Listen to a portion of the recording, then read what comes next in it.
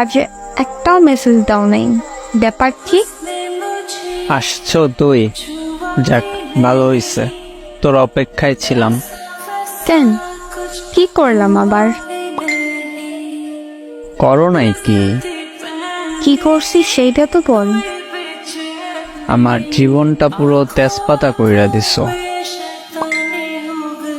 আমি তোর বিএফ, তাই না? কে বলছে তুই আমার বিয়ে? ও আচ্ছা, তো এতদিন শুধু মজা নিছ, তাই তো? সবসময় একটু বেশি বোঝো। তোকে আমি বিয়ে মনে করি না, জামাই মনে করি। জামাই, বুঝলি? বাল মনে করো, বাল। ঠিক নাপাক জিনিস তোরে মনে করবো? বাদ দে, মেইন কথায় আয়। ও আচ্ছা, এতক্ষণ দুধ ভাত কথা বলছো, আগে বলবি তো। তুই আমাকে জামাই মনে করো। সারাদিন কোনো মেসেজ দাও না, একটা কল দাও না, নিজের ইচ্ছা হলে কথা বলতে আসো, ইচ্ছা না হলে আর খবর থাকে না তোর।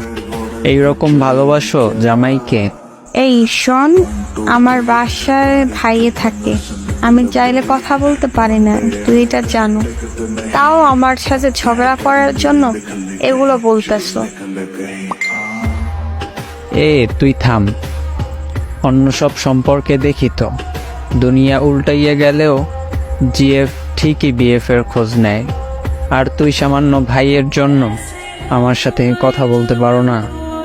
তুই বল, কিভাবে কথা বলবো?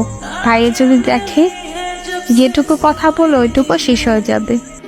শোন, কথা বলার ইচ্ছে থাকলে টয়লেটে ফোন নিয়ে গিয়েও কথা বলা যায়।